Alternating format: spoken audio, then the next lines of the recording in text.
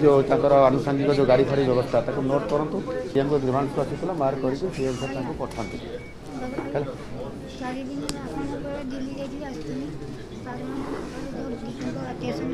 आज जुलाई मासर प्रथम दिन में भुवनेश्वर यूनिट 5 स्थित मुख्यमंत्री अभियोग शुणाणी प्रकोष्ठ रे मुख्यमंत्री श्री मोहन चरण माझी, उपमुख्यमंत्री श्री कनक वर्धन सिंहदेव एवं मंत्री श्री गणेशराम सिंह खुंटिया, मंत्री श्री प्रदीप बड़सामंत, मंत्री श्री कृष्णचंद्र महापात्र प्रमुख लोकंक अभियोग शुणी समाधान रास्ता खोलिछंती।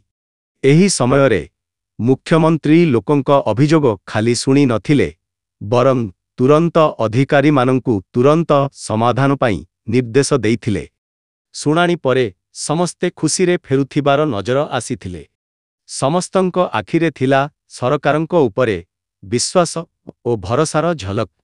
प्राय 1000 रु अधिक लोक आज मुख्यमंत्रींक अभियोग प्रकोष्ठ को आसी मुख्यमंत्री ओ अन्य मंत्री मानंकु सेमानंक समस्या कहिथिले। गभीर मनोजोगरे समस्तंक समस्या शुणी मुख्यमंत्री अधिकारी मानंकु आवश्यक निर्देश देउथांती। सेमानंक मध्यरे थांती जणे वयोवृद्धा महिला सरस्वती त्रिपाठी। तांकर पिलामाने संपत्ति हड़प करी मांकु घरु बाहर करी देइछंती। मुख्यमंत्री तुरंत पुलिस विभाग को निर्देश देई शीघ्र न्याय प्रदान करिबाकू परामर्श देले। सेहीपरि केन्दुझरर गोटिए स्कूल रे काम करुथिबा जणे महिला अनेक दिन धरी दरमा पाउनाहांती। मुख्यमंत्री तुरंत तांकर समस्यार समाधान पाई निर्देश देइथिले। सेहीपरि थैलासेमिया रे पीड़ित गोटिए छोट झियर बापा जाजपुरर सत्यजित आसीथिले चिकित्सा सहायता पाई। तांको झियर हेब बोन म्यारो ट्रांसप्लांटेशन। सेथिपाई जेते शीघ्र संभव तांको चिकित्सार व्यवस्था करिबा पाई मुख्यमंत्री देइथिले निर्देश। आवश्यक स्थले तांकु आर्थिक सहायता देबा पाई मध्य निर्देश देइथिले।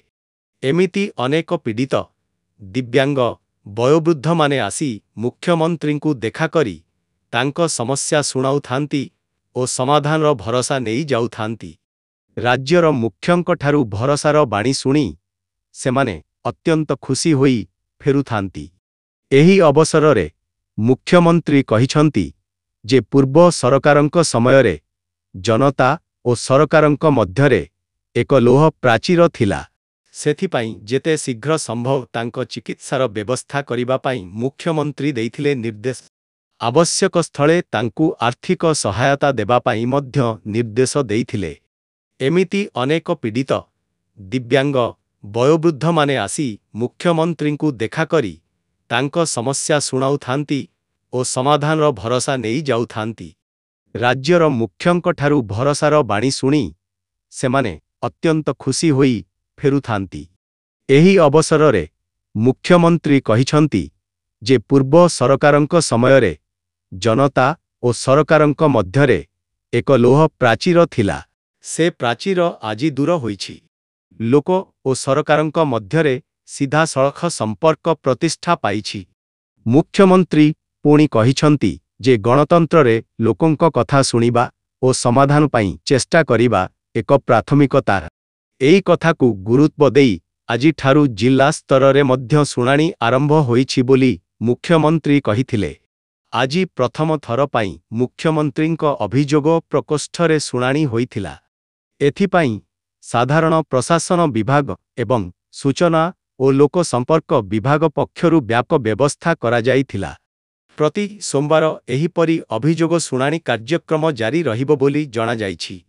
आजि समुदाय 1540 अभियोग पंजीकृत होइथिबा बेले प्राय 5000 रु अधिक लोक आसीथिले।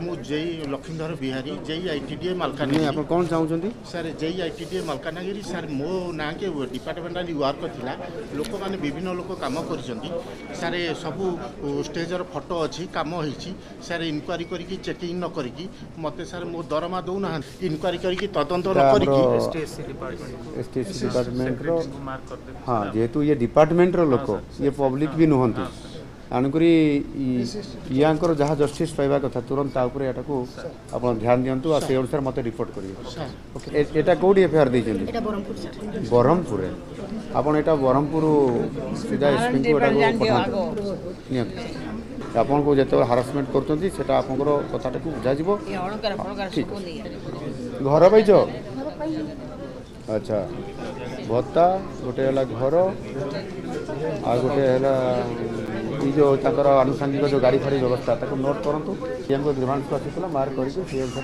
पठाते है चारि दिन आपन दिल्ली जाइए आसती